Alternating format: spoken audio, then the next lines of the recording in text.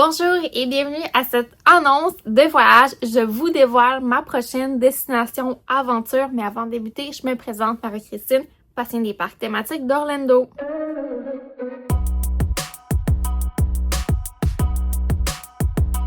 Donc, pour ce prochain voyage, j'ai refait un week-end express, mais j'ai appris de mes erreurs du dernier voyage de juin, dernier week-end express. Donc là, c'est week-end 2.0. Je vous dévoile qu'est-ce que j'ai planifié. Donc là, vous savez que j'ai une passe annuelle à Universal et je détiens également une Fun Card SeaWorld jusqu'à la fin 2026. Donc, j'ai quand même des billets de parcs thématiques que je peux aller quand ça me tente. Donc, pour ce voyage-ci, je fais un petit peu différent. Oui, je vais partir de Québec, mais je vais pas avec Air Transat ou Air Canada. Pour ce voyage-ci, c'était beaucoup plus avantageux de prendre United. Donc, je vais avoir une escale à Newark. Donc, je pars du 9 octobre au 14 octobre 2025. Alors, pour le escale Newark avec United, je l'ai déjà fait. Par contre, par mon expérience, c'est pas le genre d'escale que je ferais entre novembre et avril, puisque avec la température, il peut y avoir de la neige et ils sont pas vraiment équipés pour ça là-bas, pour avoir quand même les vols réguliers. Donc, c'est plus le genre de vol que je ferais entre mai et octobre pour vraiment avoir une certitude que ça va voler et ça va avoir lieu. Pour notre part, on a pris des billets et c'est revenu à 817 $ canadiens par personne. Ça inclut le choix de siège et également le carry-on. C'est un petit peu cher, mais si je compare pour les mêmes dates avec Air Canada, c'était environ 1200 $ par personne en canadien. Donc, c'est quand même dispendieux. Mais avec United, c'est très raisonnable et on est durant le week-end du Thanksgiving, l'Action de grâce du Canada. Donc, aux États-Unis, il n'y aura pas de Thanksgiving. Merci, parce que ça serait la folie dans les parcs thématiques d'Orlando. Donc, pour l'avion, on va être 3 personnes pour ce voyage-ci. Et c'est revenu à 2450 et 31 pour les 3 en canadien. On a le carry-on qui va être amplement et également le choix de siège qui était quand même important pour nous. Alors là, pour l'hôtel. OK. À Universal, j'ai regardé les hôtels et c'est quand même très dispendieux, même avec le rabais Pass Holder, puisqu'on est durant la période des Halloween Horror Nights. J'ai pensé à faire un Halloween Horror Nights, mais je pas fan d'horreur et j'ai vraiment la trouille. Donc, c'est encore en suspens si je vais là-bas. Pour le moment, je dirais que ça penche plus vers le non que vers le oui, mais ça pourrait changer à tout moment jusqu'à mon voyage. Pour l'hôtel, ce qui est revenu le plus avantageux pour nous, on a choisi de faire 5 nuits d'hôtel puisque 4 nuits, quand j'étais à Disney World pour mon week-end express, on a perdu comme une nuit parce qu'on est arrivé à 4 heures du matin à l'hôtel, si vous vous rappelez, au Pop Century. Donc là, j'ai appris de mon erreur. J'ai pris un vol tôt le matin et je me suis mis 5 nuits d'hôtel. Je pense que c'est l'idéal. Donc, nous, on va loger hors site. Vous pouvez y croire. On va être au Spring Hill Suite Orlando Convention Center. Là, je vous nomme ce nom d'hôtel et vous êtes là, c'est où ça, Marie-Christine? Eh bien, c'est vraiment au cœur d'Orlando. On est proche du Icon Park et du gros Convention Center d'Orlando. Donc, durant mon voyage, je suis allée à un Olive Garden 2 fois en août et c'est un nouveau secteur qui se développe et le Olive Garden, il est tout récent. Et là, je me suis dit, ça pourrait tellement être cool d'avoir un hôtel proche d'un Olive Garden. Et j'ai regardé les hôtels autour. Il y a vraiment des beaux Marriott et on est vraiment à distance égale de SeaWorld et Universal.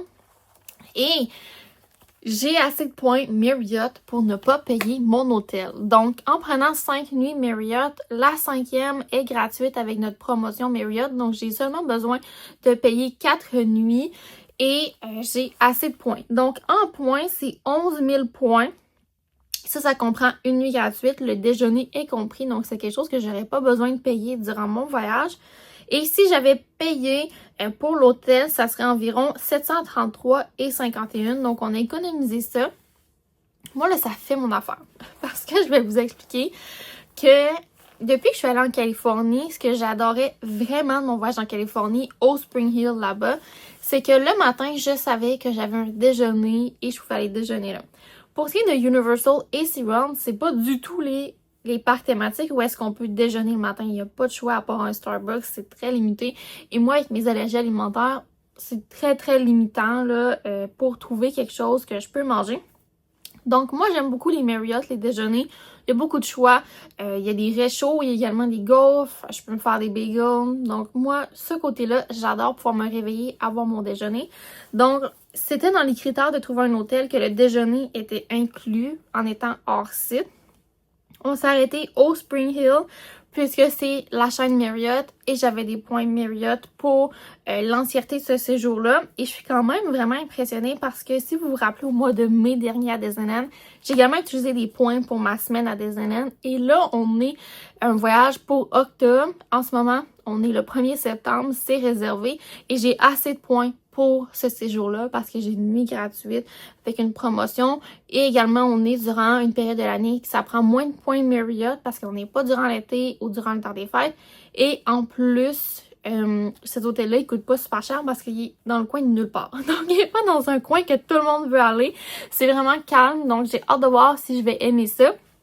Je pense pas que j'aurais fait cet hôtel-là si de un, j'avais pas fait mon voyage à Disneyland où est-ce que j'étais habituée d'être hors site et d'avoir le déjeuner d'inclus. Et deuxièmement, je pense pas que j'aurais fait ce type de voyage-là si j'étais pas, durant le mois d'août, aller plusieurs fois en lift dans le secteur qui est de plus en plus sécuritaire et au rendu haut de gamme, là. Donc, c'est très propre.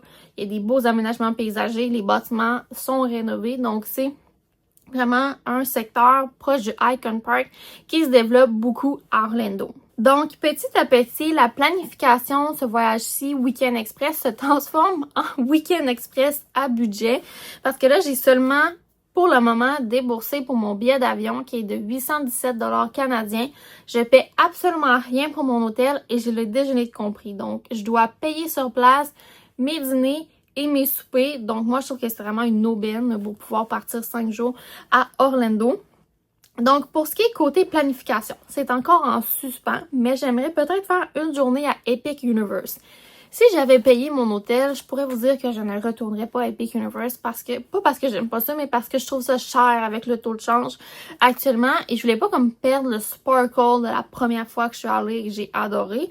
Par contre, puisque je paye pas d'hôtel et de déjeuner, ça me dérangerait pas de débourser pour une journée à Epic Universe. Mes billets ne sont pas encore achetés, mais c'est dans les possibilités. Alors, vous verrez qu'est-ce que j'ai fait durant ce voyage-ci. Ensuite, j'ai ma Fun Card à SeaWorld, donc je vais faire au moins une visite à SeaWorld. Et j'ai ma passe annuelle à Universal, donc je vais faire au moins une journée Universal Studios et Islands of Adventure en Park-to-Park. Donc là, on a 3 jours sur 4 de visite. Et la chose qui m'a le plus ennuyée de Disney quand je suis allée au mois de juin dernier, c'est que puisqu'on était là, Week-end Express, 4 nuits, 3 jours de parc, on n'a pas eu le temps de visiter les hôtels. Et je crois que c'est ce que j'aime le plus à Disney World, faire ma tournée d'hôtel, aller à Disney Springs, manger dans mes restaurants favoris dans les hôtels. Donc, je me planifie comme une journée où est-ce que ça serait Disney Springs, quelques hôtels Disney, et manger des beignets, assurément. Et peut-être même aller au outlet sur Vineland, qui est vraiment en face de Disney Springs. Donc ça serait notre plan de match. Je pense que ça fait un super beau week-end express. On a un peu de tout. C'est sûr que dans un monde de licorne, je serais allée que à Disney World et j'aurais pris des billets à Disney World. Par contre, là en ce moment, je n'ai pas de passe annuelle à Disney World parce que je veux faire d'autres choses. Je me suis pris une passe SeaWorld, Universal. J'aimerais éventuellement peut-être faire une croisière Disney. Je suis allée à Disneyland. Donc, j'ai comme mis sur pause ma passe annuelle à Disney pour pouvoir financer les autres activités que j'ai envie de faire. Donc, si je retourne à Disney World, j'aurais besoin soit d'acheter des billets ou une passe annuelle. J'aurais pu aller au All-Star Music pour environ 150 $ la nuit en US, mais les billets de parc thématique, je les trouvais beaucoup trop chers. Donc, Disney World, j'ai mis sur pause les parcs thématiques. C'est sûr que je veux y retourner un jour, mais en ce moment, ça ne me manque pas les parcs thématiques. J'ai plus un manque d'hôtels, d'aller au Polynesian, manger un Dole Whip, d'aller au Wilderness Lodge, d'aller au French Quarter. C'est toutes des choses que j'ai envie de faire en ce moment. Donc, pourquoi ne pas y aller sans prendre de billets de parc thématique. Je pense que pour une journée, je vais avoir ma dose Disney. Je vais être contente d'avoir fait ce que j'ai pas pu faire en juin dernier. Donc, c'est ma réflexion du moment. Et puisque j'ai passe annuel SeaWorld et Universal, bien, j'ai pas besoin de débourser pour ces billets-là. Alors, ça vaut vraiment la peine en Week-end Express. Je vous dirais que quand je suis revenue de mon voyage à Universal, je n'avais pas envie de retourner en voyage. Ça a pris comme 3 semaines à revenir, à me réhabituer à ma routine et là à dire « Ok, là, je suis prête à planifier quelque chose d'autre. Qu'est-ce que je fais? » Ça m'a pris beaucoup de temps à réfléchir qu'est-ce que j'avais envie de faire.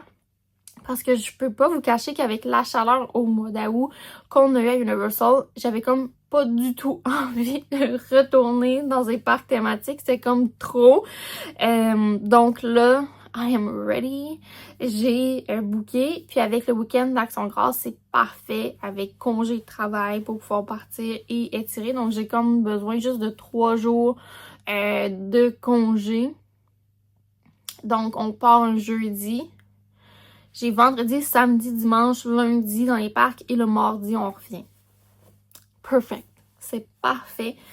Et au début, c'est ça, on essayait de trouver un hôtel Universal. On avait même pensé, par exemple, 2-3 nuits proches de SeaWorld, ensuite aller à Universal. Mais les hôtels Universal, c'était hors de prix et j'avais pas nécessairement envie de dépenser 300$ américains pour le Aventura, qui est pas un hôtel très haut de gamme selon moi. Je pense que c'est un hôtel qui vaut au maximum 200$ la nuit. Donc ça s'est transformé vraiment en hey, j'ai assez de points Marriott. Ok, il y a une nuit gratuite si j'en prends 5. J'ai besoin de 5 nuits, donc seulement 4 nuits de points. Ah, je pourrais avoir le déjeuner compris. Donc ça va ressembler à ça. Ça va être un voyage où est-ce qu'on va faire beaucoup de Lyft, Uber. Par contre, ce que j'aime beaucoup de ça, c'est qu'on nous prend à l'hôtel, on nous dépose devant le parc. C'est quand même efficace. Et je trouve que, puisque je paye pas l'hôtel, pas mon déjeuner, moi, ça me dérange pas d'avoir un bon budget Lyft Uber pour pouvoir faire différentes activités autour. Et notre hôtel est situé juste à côté, vraiment à côté, 2 minutes à pied du Icon Park. Donc, ça serait un endroit que j'aimerais aller visiter, voir ça ressemble à quoi, avec la grande roue d'Orlando, très célèbre. Donc, c'est ça pour l'annonce de mon voyage. Ça va être des vlogs assez particuliers.